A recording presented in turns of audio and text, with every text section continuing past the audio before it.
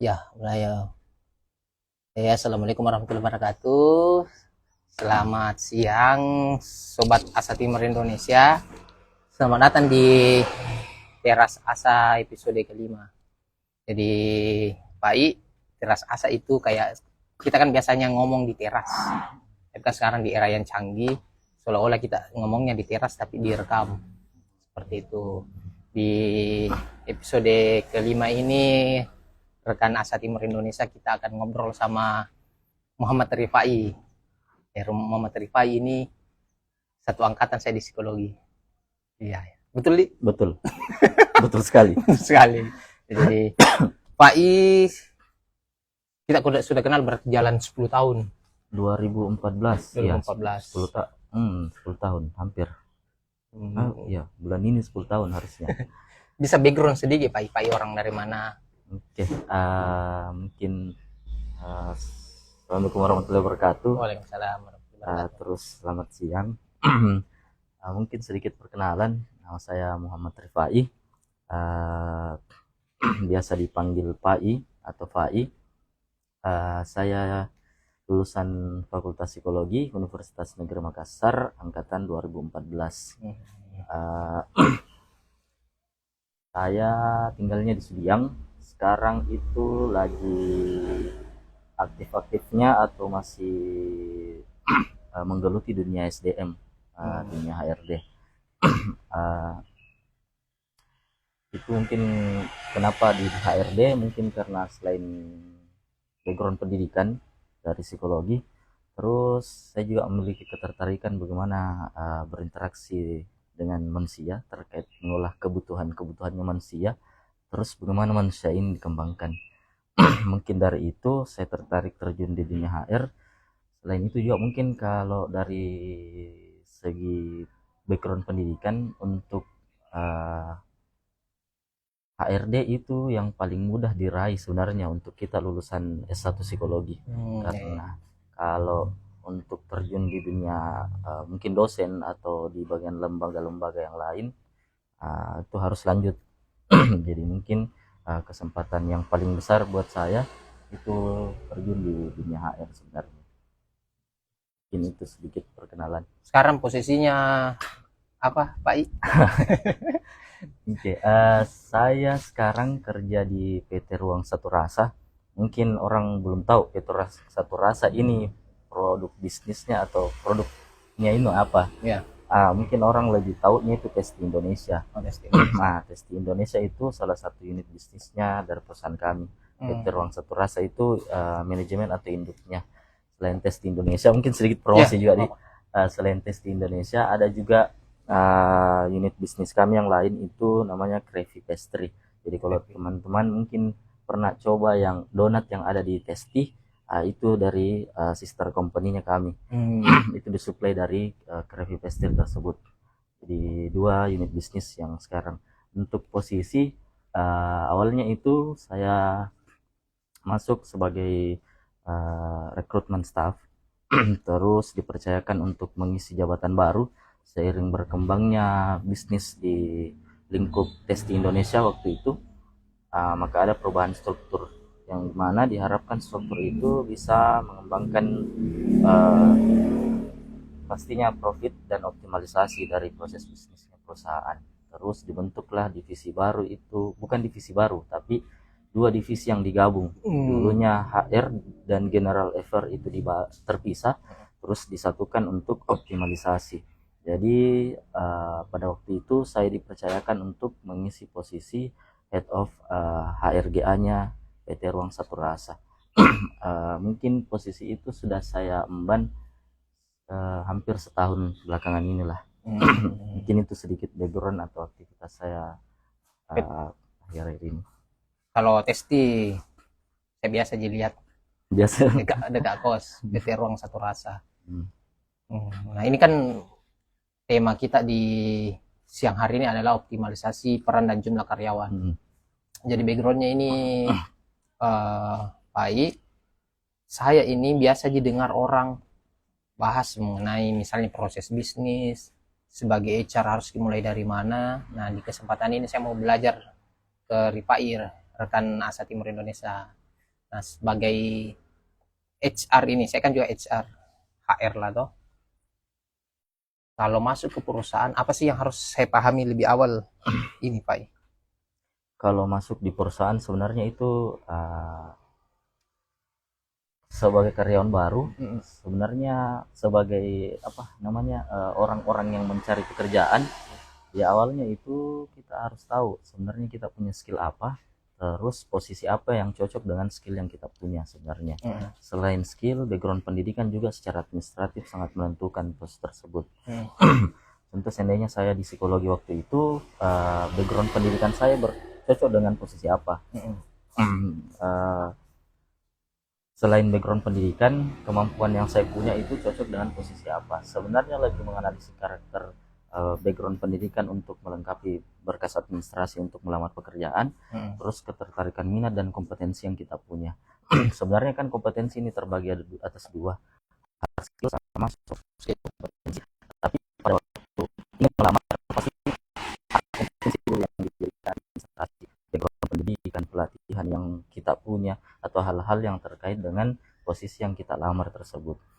Mungkin seperti itu terkait bagaimana gambaran pada saat kita sebagai orang-orang yang mencari pekerjaan menilai posisi apa yang cocok dengan kita. Nah, terkait tema kita ini, optimalisasi peran dan jumlah karyawan, itu harus kita mulai dari mana?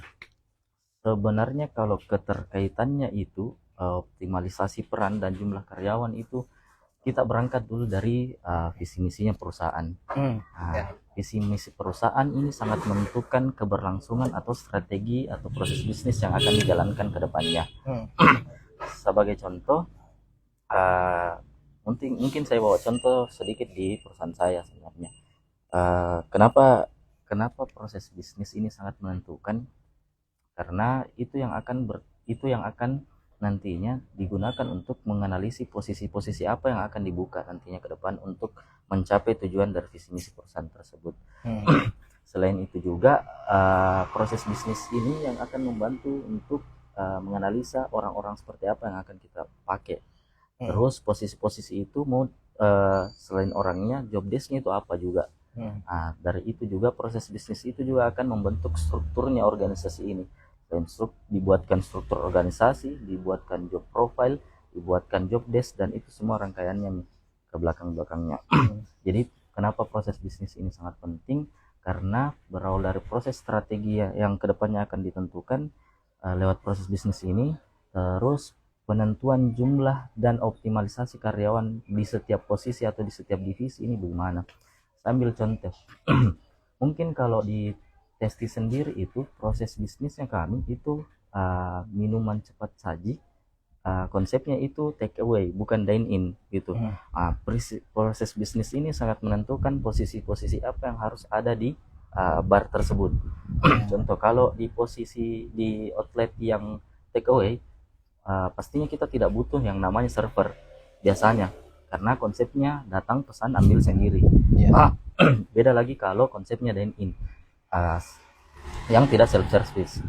Kalau konsep dine-in biasanya mereka bukan hanya sekedar butuh bar, orang-orang yang membuatkan produk, tapi ada juga yang melayani untuk pembuatan pemesanan, melayani untuk proses pembersihan. Dari situ kita lihat proses bisnis itu menentukan posisi apa yang harus dibuka, terus jumlah orangnya berapa, terus orang-orang yang seperti apa yang harus di-hire. Karena tidak mungkin orang yang membuat minuman akan sama dengan orang yang melayani permintaan customer, karena kompetensi yang beda di situ. Jadi proses bisnis itu yang sangat menentukan ke depannya bagaimana kita menentukan jumlah karyawan tersebut. Gitu mungkin. Saya tangkapnya ada dua tadi. Optimalisasi itu dari visi dan misi. Kayaknya memang ini urgent ini. Tapi visi misi sih biasanya sih menurutku hanya jadi bahan cetakan saja, dicetak di tempe, belum dioptimalisasi lagi atau inseknya. Kemudian ada proses bisnis seperti yang disampaikan sama Pak I tadi. Tapi saya masih penasaran ini Pak I. Start awalnya kalau saya misalnya mau pahami, itu kan tadi contoh dari Pak I. Tapi saya kalau baru masuk di satu perusahaan sebagai HR, start awalnya untuk memahami proses bisnis itu bagaimana atau dari mana? Oke. Sebenarnya ini proses bisnis sangat sangat berkaitan dengan alur operasional sebenarnya. Alur operasional. Alur operasional ini sangat menentukan, atau alur operasional itu sebagai gambaran proses bisnisnya ini. Contoh kalau di perusahaan retail, dia ambil barang dari mana, terus barangnya ini dikemanakan, setelah dikemanakan entahkah disimpan atau dijual langsung begitu. Saya mungkin karena kan backgroundnya saya ini dari perusahaan F&B, jadi mungkin saya sedikit memberikan gambaran bisnis proses di mana perusahaan saya. Jadi sebagai HR kita harus paham fungsi-fungsi setiap divisi-divisi besar yang ada di perusahaan ini. Kalau kita sudah masuk di perusahaan yang sudah ada prosesnya, biasanya di sebuah perusahaan itu ada 4 atau 5 fungsi besar dalam divisi dalam perusahaannya. Mungkin ada fungsi HR, ada fungsi marketing, ada fungsi finance, ada fungsi operasional. Biasanya kalau di saya ada fungsi branding. Kalau ditarik naik ke atas lagi, sebenarnya ada 2 fungsi, ada 2 skup besarnya, yaitu ada yang bagian bisnis, mengelola bisnis operasional dan lain-lain, ada bagian supporting. Kita ini HR biasanya itu di bagian supporting, bagaimana kita membantu agar proses yang dilakukan di pihak bisnis ini bisa lancar dan optimal. Mungkin seperti itu. Setelah kita melihat hal-hal tersebut, kita lihat proses-proses yang sudah jalan di dalamnya. Fungsi marketingnya seperti apa, kita lihat juga fungsi operasionalnya seperti apa. Contoh seperti kalau saya di Tasty Indonesia itu, proses bisnisnya ini kita lihat alur, kan kita jual produk minuman, otomatis ada produk yang setelah dibuat terus ada bahan bakunya. Kita lihat dulu itu, ini bahan bakunya, apakah bahan bakunya ini dibeli di supplier, dibelinya ini dalam bentuk fresh langsung jadi kah, atau dalam bentuk mentahan. Seperti itu. Setelah itu kalau bahan bakunya, setelah itu kita lihat apakah bahan bakunya ini perlu untuk kita buatkan storage atau gudang, atau langsung disimpan saja ke outlet. Terus setelah itu kita lihat lagi, setelah itu bahan bakunya diapakan, langsung dibuat produk kah, atau disimpan kah, atau bagaimana. Biasanya proses bisnis itu dilihat dari proses operasional itu yang memunculkan posisi-posisi atau divisi-divisi apa yang perlu diperadakan untuk menyokong proses bisnis tersebut selain divisi operasional tersebut. Mungkin dari awal itu biasanya HR lihat selain proses bisnisnya, lihat struktur organisasinya, terus lihat fungsi-fungsi secara administrasi dari semua strukturnya, terus lihat jumlah orang yang mengerjakan setiap jabatan, setiap job desk. Setelah itu baru melangkah ke tahap selanjutnya. Saya tangkapnya Pak, berarti untuk proses bisnis itu yang kita harus perhatikan adalah jalannya operasional. Ya kalau contohnya tadi di F&B, bahan bakunya dari mana, apakah jadi atau tidak, kemudian ke tengah diproses, terus bagaimana, apakah dijualnya bagaimana. Berarti bisnis proses ini alurnya ini yang menentukan karyawan yang harus ada di situ. Betul. Seperti itu. Betul. Alur yang dibuat dari bisnis proses ini yang menentukan posisi-posisi apa yang diperlukan untuk menyokong proses operasional yang ada di perusahaan. Sebagai contoh, kalau seandainya di perusahaanku sekarang tidak butuh warehouse, kalau seandainya bahan bakunya langsung saja dioper ke outlet dari supplier langsung ke outlet, itu kan tidak perlu orang warehouse. Tidak perlu orang warehouse. Tapi kalau memang bisnisnya itu harus diperadakan outlet, mungkin harus ada warehouse-nya. Kenapa? Mungkin karena gudangnya tidak muat, atau lebih optimal kalau dibeli dalam skala besar. Makanya dibuatkan warehouse. Baru ada posisi warehouse-nya. Kita lihat lagi setelah itu kita lihat lagi di outletnya. Di outletnya ini beberapa job desk-nya ini, apakah setiap job desk itu dikerjakan satu orang saja, atau satu orang bisa pegang 2 atau 3 job desk sekaligus. Terus di outlet itu kita lihat apakah ini semua orang dikontrol saja langsung sama pihak manajemen, atau perlu satu orang yang direpresentasikan untuk mengisi atau mengambil keputusan-keputusan yang terwakili oleh kebijakan dari operasional. Jadi proses bisnis itu yang dibuat yang dijadikan proses operasional itu yang dijadikan penentuan untuk mengisi jabatan-jabatan atau posisi-posisi yang ada. Oh, iya, iya. Saya mulai tercerahkan ini. Ah, iya, iya, iya, iya, iya. Kalau langsung di outlet, nggak perlu warehouse, nggak perlu diperadakan. Nah, misal saya penasaran nih, kalau misalnya saya kan pernah di servis, kalau kayaknya rumah sakit tuh bagaimana itu? Kita bedah rumah sakit tuh. Nah, kalau proses Atau bisnis, klinik, iya. kalau klinik klinik di Iya, kalau rumah sakit. kalau klinik itu mungkin kalau kan setahu ini saya klinik ini kan tidak dari segi fungsi. Kalau kita lihat struktur yang diperlukan itu mungkin mereka tidak perlu mungkin tidak perlu di posisi yang namanya branding, karena kan tidak ada orang bilang ini obatku buy one get one, atau tidak perlu di branding bagaimana, atau marketing juga kan tidak perlu di situ. Lebih ke bisnis prosesnya mungkin kalau saya lihat bagaimana orang yang pada saat datang pasien, ada orang yang melayani. Ada orang yang melayani pasien tersebut, ada yang mengolah database-nya ini pasien-pasien kalau berulang kali datang, ada orang yang menyambungkan antara pasien ini dengan pihak dokternya. Nah, setelah itu ada orang yang dibantu untuk menerima resep dari yang dikeluarkan sama dokter. Itu secara prosesnya. Tapi untuk optimalkan ini orang-orang yang isi posisi itu, ada manajemen yang mengatur sistemnya.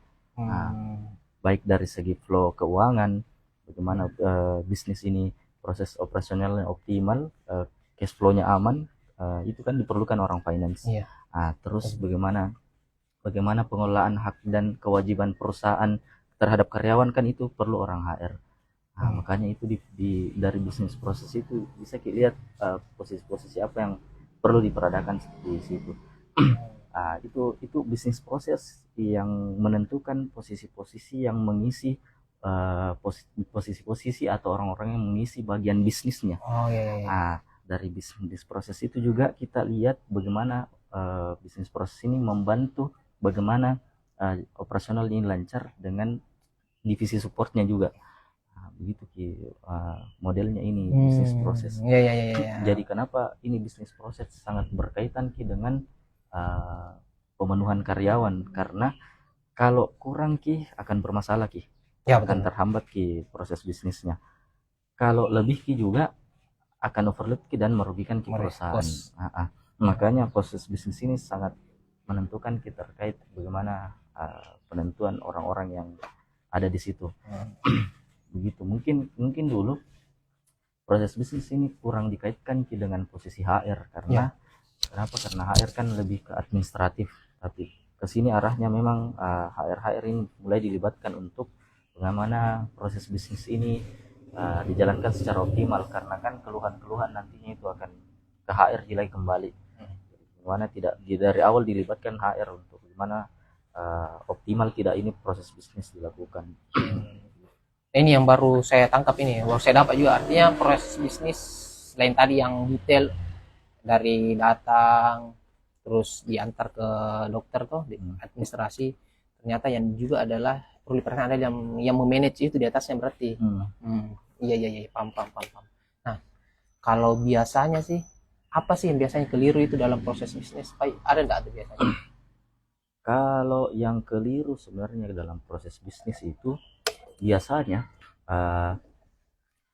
dalam proses bisnis itu kan itu semua proses bisnis itu dikaitkan dengan kelancaran operasional. Kelancaran operasional. Biasanya orang menganggap tidak lancar operasional berarti proses bisnis bermasalah, ini karena orangnya yang kurang. Betul. Itu yang paling sering proses bisnis yang bermasalah. Atau kalau tidak lancar operasional, mereka tidak berpikir kalau proses bisnis ini bisa untuk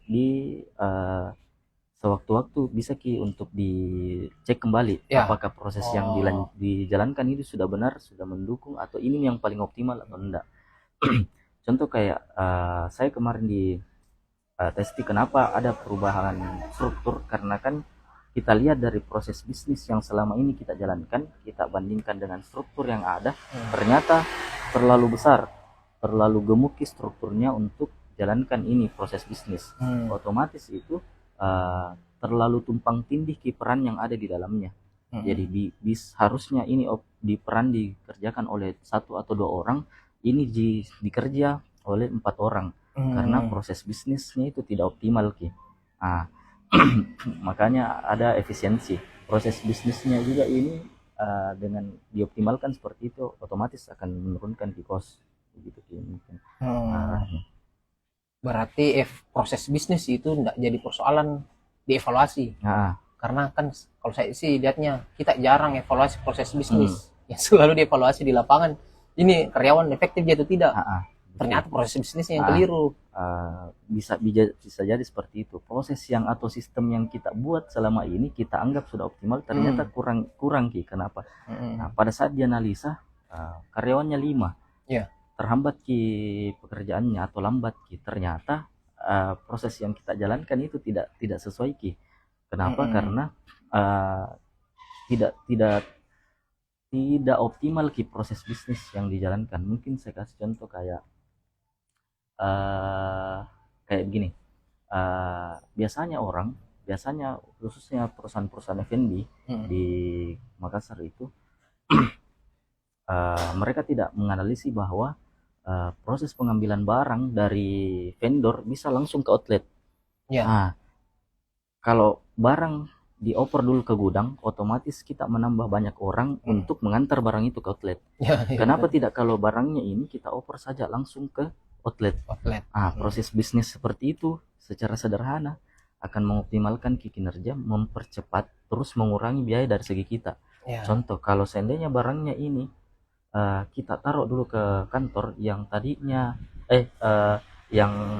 kalau kita langsung saja ke outlet yang tadinya kantor harus mengantar 8, seandainya contoh 8 outletnya harus mengantar ke satu outlet, tapi dianalisis ternyata prosesnya bisa untuk langsung dibawa dari vendor dibawa ke outlet yang tadinya 8 outlet dikerjakan oleh 4 atau 3 orang. Setelah dirubah prosesnya, kita minta untuk vendor langsung, sisa 2 outlet yang diantarkan kan bisa mengurangi 2 karyawan atau 3 karyawan tersebut. Proses seperti itu. Contoh juga, biasanya ada posisi-posisi yang sangat spesifik yang tugas hariannya ini tidak banyak.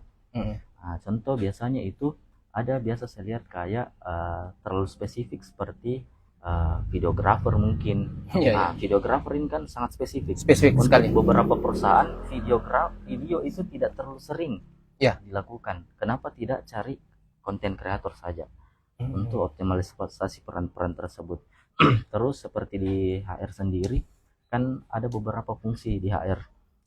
Untuk skala bisnis atau proses bisnisnya yang tidak terlalu besar, kalau kita ikuti perusahaan-perusahaan besar pastinya akan cari HR yang spesialis atau buka ke posisi-posisi yang spesialis. Tapi karena proses bisnis ini yang tidak terlalu skupnya tidak terlalu besar, kenapa tidak cari yang pegang 2 atau 3 peran fungsi HR, jadi lebih sedikit lagi yang fungsinya. Seperti itu. Berarti memang sebagai HR bahkan kayaknya untuk leader juga harus tahu proses bisnis untuk efisiensi dan optimalisasi lainnya. Nah, ini kan kita sudah singgung tadi untuk pemenuhan karyawan. Jadi dengan kita paham proses bisnis, alur operasional, kita tahu untuk penentuan karyawannya. Nah, saya pernah dengar istilah MPP nih, baik. Mungkin bisa dibantu jelaskan ke teman-teman. Oke. Untuk MPP, kepanjangannya kan mungkin Manpower Planning. Sederhananya itu proses mengira-ngira sebenarnya. Mengira-ngira itu.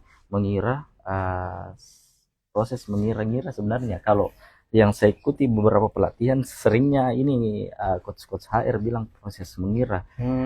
Mengira jumlah optimal karyawan yang harus dipekerjakan untuk mengisi posisi tersebut.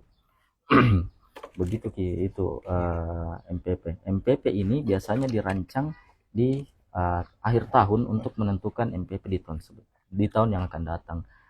MPP ini muncul apa faktor yang membuatnya itu selain proses bisnis atau pengembangan bisnisnya juga. Pengembangan bisnis. Kalau di dunia F&B sendiri, MPP ini sangat berkaitan dengan penambahan jumlah outlet atau pembukaan gerai dan lain-lain. Tapi kalau biasanya untuk perusahaan-perusahaan yang sudah settle, biasanya kalau mereka tidak mau invasi atau mereka cuma menjalankan proses yang di tahun ini, biasanya mereka tidak terlalu gimana aja dalam menentukan MPP.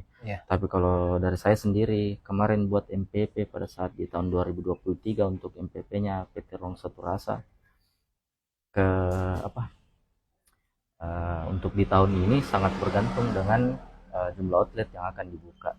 Karena jumlah outlet yang akan dibuka secara proses akan ada proses yang bertambah karena bertambahnya beban operasional terkait pembukaan outlet.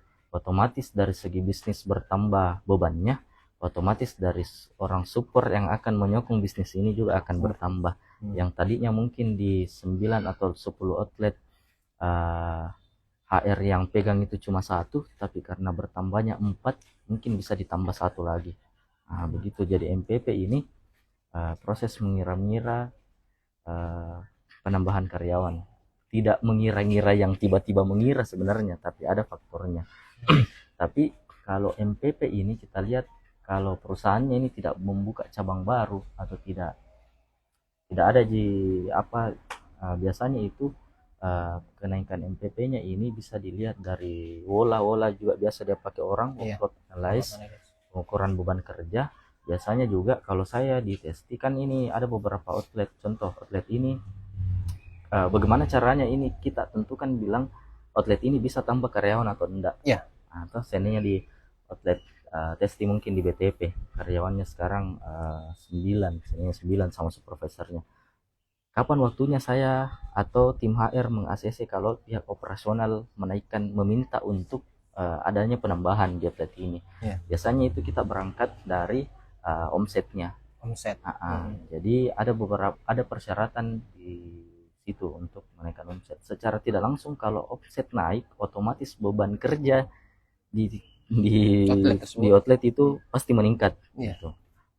Tapi sebelum kita lihat omsetnya, kita juga lihat apakah memang sudah optimal nih dengan orang seperti itu atau masih bisa lagi diimprove. Gitu sih sebenarnya. Berarti kalau tadi dari proses bisnis, perencanaan pengembangan, sama dibahas tadi sama Pak I, omset.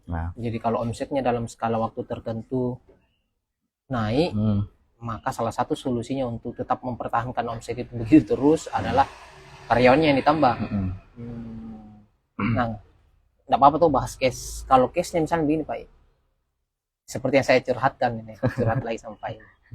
Kalau ternyata di jam-jam tertentu yang ramai, misalnya jam 1 sampai jam 3 yang ramai, terus outletnya sempit. Nah, saya kepikiran adalah tambah karyawan supaya kita bisa cepat di situ pengerjaannya. Saya kan operasi mobil kan, supaya cepat masuk, cepat diselesaikan, keluar, ada lagi mobil baru masuk. Tapi kalau sudah lewat di jam-jam itu atau sebelum jam-jam itu, maka sepi mobil. Itu gimana taktisinya Pak I? Kan ada 2 tadi permasalahannya. Yang pertama itu space-nya yang sempit. Sempit. Sempit. Yang kedua itu orangnya mungkin yang agak lambat. Otomatis itu lama pengerjaan, keluar masuknya mobil ini akan lebih lambat juga. Sebenarnya agak mirip di permasalahannya di testi. Sebenarnya dalam sehari itu ada waktu yang betul-betul padat ini pembelian outlet. Ada yang agak sepi. Caranya biasanya di taktisi adalah formasinya yang di otak-atik sebenarnya. Di waktu-waktu yang tidak terlalu ramai, mungkin orang yang ada di outlet 2 atau 3 orang saja. Dikurangilah orangnya. Terus kan biasanya itu kemampuannya dari seninya 5 orang yang ada di situ beda-beda. Otomatis yang kencang biasanya ditaruh di jam-jam yang sangat produktif. Yang cepat. Orang-orang yang khususnya orang-orang yang baru belajar, biasanya itu dia ditaruh di yang tidak terlalu produktif, tidak terlalu ramai pengunjung. Selain jumlah orangnya yang diperbanyak di jam produktif, pemilihan orangnya juga harus kita lihat. Tapi kalau masalah space sebenarnya itu sebenarnya agak kendala sebenarnya. Kalau space-nya solusinya adalah invasi ke ruko sebelah. Kalau space-nya yang kurang, karena sama juga kalau seandainya ditambah orangnya cepat prosesnya, tapi memang karena tempat pengerjaannya yang kecil memang agak susah. Kemarin juga seperti itu di bisnis F&B, sebenarnya kendalanya seperti itu. Kadang mereka khususnya ini orang-orang yang di operasional itu, mereka menganggap kalau keterlambatan itu biasanya karena kurang orangnya. Ya, betul. Terhambat karena sedikit yang kerja. Padahal kan banyak faktor-faktor yang seharusnya mereka analisis dari kemampuannya dulu sebelum melakukan permintaan di HR. Bagaimana tidak kalau contoh di otak-atik formasinya untuk outlet-outlet, kalau saya ditesti outlet-outlet yang sangat terame ini, kita sokong memang barista-barista yang sudah kencang, sudah lama ditesti biar pembuatan produknya cepat. Untuk beberapa menu juga yang seandainya mungkin kalau kita lihat, mungkin saya kasih contoh di F&B lain, kayak kalau pernah minum kopter kan ada satu menunya memang dia itu yang signaturenya. Jadi mereka memang buatkan memang mie stok-stoknya di jam-jam tertentu gitu. Tapi kan beda cerita kalau seandainya bisnisnya, jadi kembali lagi ke bisnisnya sebenarnya. Makanya penting proses bisnis. Makanya sangat sangat penting proses bisnis untuk menganalisa hal tersebut. Karena kalau kayak bisnisnya Asmar kan variasi mobil, kan tidak ditahu ini mobil apa yang mau masuk, setiap mungkin beda-beda toh. Jadi mungkin lebih dioptimalkan peran-peran yang sama, skill-skillnya ini orang-orang yang sudah ada di dalam. Kalau memang tidak bisa space-nya, karena sayang juga kalau tambah orang otomatis bertambah bebannya. Padahal kita tidak terlalu butuh ininya. Jadi kalau fungsi HR juga biasanya kita up skillnya dengan di up kompetensinya dengan diadakan kita training. Gitu Berarti tadi bisa dibilang kapasitas atau kompetensi si karyawan harus ditingkatkan. Kalau untuk mengatasi jam-jam sibuk, jam rame, atau kalau memang ternyata perlu penambahan, artinya ditambah. Ya. Artinya ini menyangkut dua hal berarti, rekrutmen sama training. Nah kalau untuk kondisi yang begitu, saya kan pakai pakem ya, kalau mau ke rekrutmen yang diterima yang biasa aja begitu. Apa memang enggak apa-apa jam begituan atau bagaimana Pak? Yang diterima untuk masuk untuk posisi. Untuk posisi kan anggaplah saya dalam MPP ku ini jalan, ternyata butuh tambahan tim. Nah dalam proses rekrutmen itu yang bagaimana yang harusnya saya terima? Apakah memang enggak apa-apa, jadi yang penting biasa nanti saya training 1-2 bulan 3 bulan atau memang baiknya yang profesional? Itu sebenarnya kembali lagi dengan kemampuannya perusahaan. Itu kembali lagi sama perusahaan. Kalau perusahaannya mau untuk membayar mahal, ya ambil yang pro hire sebenarnya. Tapi kalau perusahaannya siapkan sistem untuk pengembangan, sebenarnya untuk yang entry level juga tidak ada masalah. Karena biasanya pro hire itu selain gajinya tinggi, culture-nya ini belum tentu cocok dengan kita. Selain itu juga apakah dengan kita bayar mahal akan 2 atau 3 bulan pertama itu langsung penuhi ekspektasi kita. Gitu. Tapi kalau kita buatkan sistem dari bawah, memang itu tidak langsung dirasakan, cuma secara tidak langsung bisa kita pakai jasanya ini orang lama. Ada rasa kepuasan tersendirinya ini orang karena dari bawah ke build. Cuma build itu tidak mungkin cepat waktunya. Biasanya juga bisnis owner atau direktur itu butuh yang cepat pasti. butuh yang cepat, urgent. Tapi menurutku saya kalau terkait hard kompetensi ini enggak apa-apa sih sebenarnya kalau orang-orang yang baru, yang penting ada basicnya. Karena hard kompetensi ini sangat bisa dikejar dalam waktu cepat karena tergantung terbiasanya atau tidak. Yang susah sebenarnya itu dibangun itu soft kompetensinya sebenarnya. Yang begitu. Itu kembali lagi sama kemampuannya perusahaan. Tadi ada juga di mention sama Pak I untuk optimalisasi, kalau tidak perlu tambah ya di kompetensinya, di training ditingkatkan. Kayak bagaimana itu training yang bagusnya? Training yang bagus jadi sebenarnya kalau kita dari HR bisa sekali buat training yang dibuatkan saja training yang penting selesai. Tapi kan sebenarnya ada alurnya ini training. Kenapa bisa training itu yang diberikan ke orang itu? Itu kita berangkat dari job profile. Job profile itu kan ada kompetensi-kompetensi di dalamnya. Sama biasanya orang pakai itu namanya kamus kompetensi. Kamus kompetensi ini digunakan untuk menganalisis kompetensi-kompetensi apa yang diperlukan di sebuah perusahaan untuk mengisi jabatan-jabatan tertentu. Kamus kompetensi ini berisi ada kalau tidak salah 3 isinya. Ada core kompetensi, ini berkaitan dengan visi misi dan value-nya perusahaan. Itu yang harus dimiliki semua karyawan.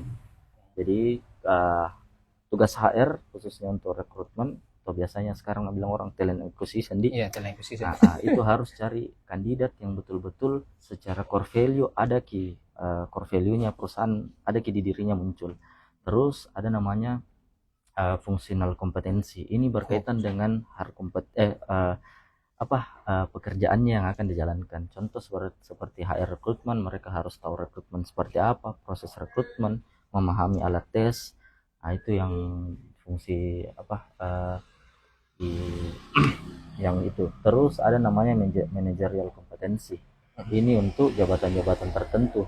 Jadi orang-orang yang punya bawahan harus punya ini. Terus dari situ nih sebenarnya kompetensi-kompetensi ini yang diturunkan dengan berbagai jenis kompetensi dari 3 kompetensi besarnya. Ini yang dibagi-bagi ke setiap jabatan. Karena tidak mungkin orang yang orang yang barista dengan supervisornya tidak mungkin sama kompetensi yang diharapkan. Ada bedanya gitu. Dan tidak mungkin, maka dari itu juga dilihat tidak mungkin trainingnya itu sama, tidak mungkin. Karena kan kompetensi atau harapannya itu beda Ki. Biasanya kalau di perusahaan-perusahaan besar kan mereka pakai sistem talent management sebenarnya. Kalau kayak kita itu bisa pakai sederhananya itu dari pakai KPI. Dilihat ada penurunan performanya Kak. Sebelum dilakukan training kan ada namanya dulu coaching dan mentoring. Setelah itu baru dibuatkan program training. Jadi biasa dilihat dari kinerjanya yang menurun, atau dilihat juga mau improve kini orang. Kalau bukan turun mau kasih naik. Begitu gitu. Begitu secara sederhananya itu. Berarti tadi kalau kita untuk proses optimalisasi perannya di trainingnya ini kita kembali ke 3 tadi. Core kompetensi, fungsional kompetensi, sama manajerial kompetensi. Dan juga pertimbangannya apakah memang dia turun dikembalikan atau yang mau dioptimalisasi atau dikembangkan. Lumayan ini pembahasan ini, ngeri nih. Sama nonton lagi dan kan. Seperti tadi sudah paham terkait proses bisnis, terus terkait MPP-nya ini ada tadi rekrutmen sama training. Ada hal lain lagi Pak yang perlu kami tahu ini untuk mengoptimalisasi peran dan jumlah karyawan? Apa itu? Ada enggak hal lain lagi? Ada hal lainnya. Iya. Dari segi proses bisnisnya. MPP tadi sudah. Terus MPP sudah. Rekrutmen, training juga tadi sudah. Ada enggak lagi hal lain yang perlu diperhatikan untuk optimalisasi peran dan jumlah karyawan? Untuk optimalisasi peran dan jumlah karyawan sebenarnya mungkin dari segi kalau proses biasanya kembali lagi dianalisis proses bisnisnya. Apakah kalau sekarang itu saya lihat arahnya itu proses bisnis ini kan era digital sebenarnya sekarang. Jadi perkembangan era itu yang harus diperhatikan untuk pengembangan proses bisnis. Apakah kelancaran proses bisnis ini diperlukan penambahan orang atau penambahan sistem-sistem baru. Sebagai contoh, mungkin di HR sendiri itu ada beberapa sistem yang mungkin sistem ini bisa mengganti perannya orang sekarang. Contoh kayak HRIS mungkin. Sekarang juga banyak nih aplikasi rekrutmen begitu kan, secara fungsi bisa menggantikan fungsi orang sebenarnya ini. Jadi perkembangan teknologi sekarang sangat perlu diperhatikan untuk kelancaran bisnis. Karena kan era bisnis berapa sekarang Kak? 4.0 ini kan ke arah sana sebenarnya. Jadi integrasi control manager sistemnya ini by system memang. Jadi itu juga harus dipertimbangkan. Apakah memang perlu untuk ke arah sana untuk mengikuti perkembangan atau tetap dengan cara sistem yang sekarang begitu. Kurasa juga ini mungkin hal-hal yang perlu teman-teman, khususnya teman-teman atau rekan-rekan yang baru untuk terjun di dunia kerja. Nantinya itu kedepannya mungkin AI ini akan sangat sangat digunakan sama perusahaan-perusahaan. Jadi optimalisasi atau efisiensi pekerjaan itu banyak diambil alih sama AI sebenarnya. Tapi apa yang tidak bisa AI punya dan kita punya itu soft skillnya sebenarnya.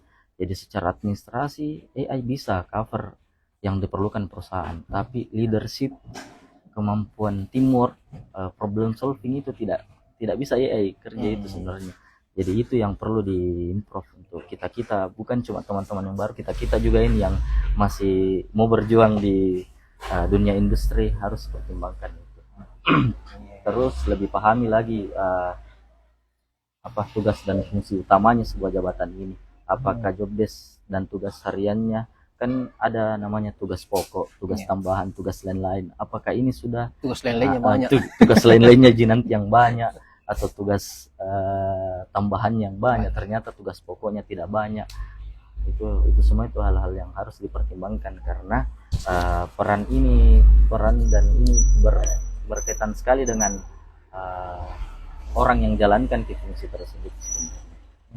Ya. Betul. Tambahan 2 tadi itu bukan se-Asa Timur. Jadi harus tahu teknologi sama perannya. Sana ini ada saya kepikiran Pak Ida.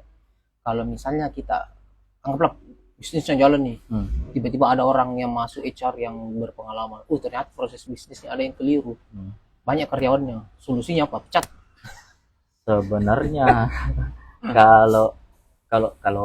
kalau perusahaannya ini kan ini pemecatan itu tidak bisa serta merta langsung dilakukan pemecatan. Ya. Sebenarnya kan banyak apa, secara aturan itu banyak kompensasi yang harus diberikan. Ya.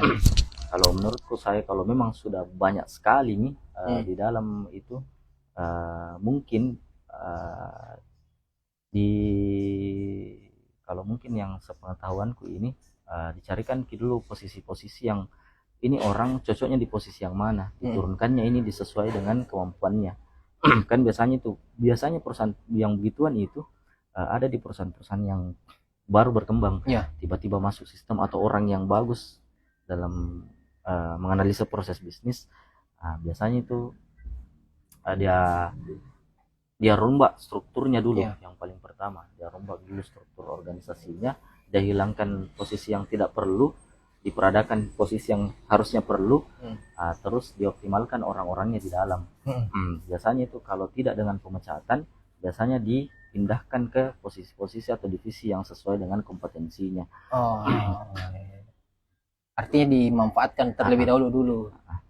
Dimanfaatkan sambil kalau memang orangnya masih secara individu masih mau growth,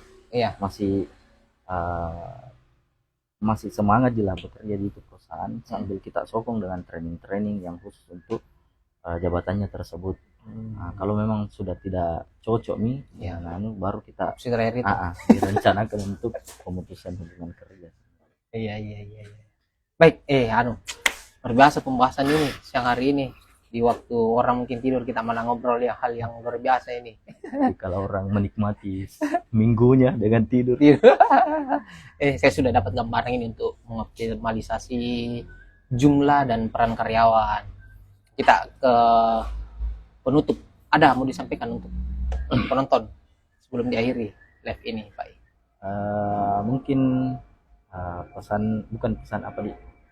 mungkin cerita sedikit sih. Terkadang orang merasa dengan ijazah yang dia punya itu sudah bisa dia bawa atau antar dia untuk dapat pekerjaan. Padahal ini kendala yang di dunia HR sekarang, lulusan banyak tapi HR selalu mengeluh kandidatnya sedikit. Ya, betul. Ada gap antara kompetensi atau kemampuan yang dikeluarkan oleh pihak kampus sama kompetensi yang diharapkan perusahaan. Jadi mungkin buat teman-teman pencari kerja atau teman-teman yang ingin growth lagi di dunia industri, lebih dipertajam lagi soft sama hard kompetensi yang dibutuhkan oleh perusahaan. Jadi lebih mungkin dari segi ikut mungkin training atau ikut-ikut kelas-kelas yang gratis ataupun berbayar itu untuk meningkatkan skill-skillnya kita terkait posisi-posisi apa yang mau dilamar. Supaya tidak menyusahkan HR juga di dalam. Supaya tidak sedikit-sedikit mengeluh begitu.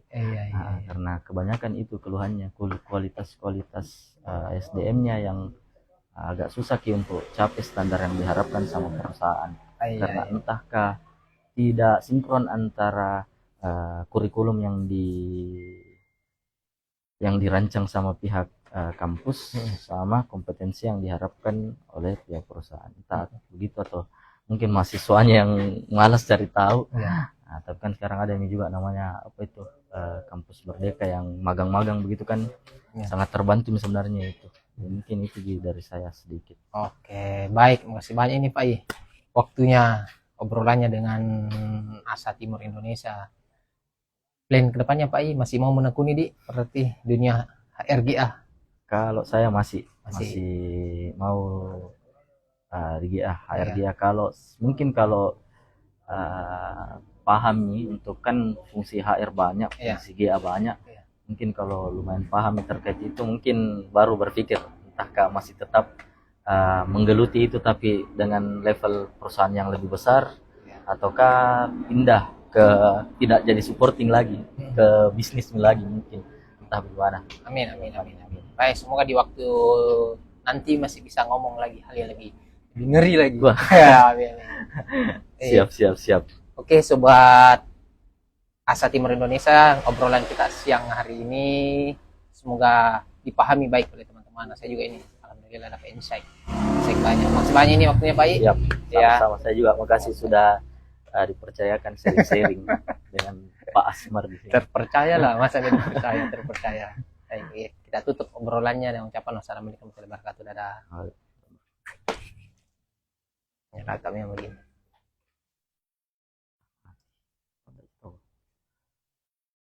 Kelas laptop.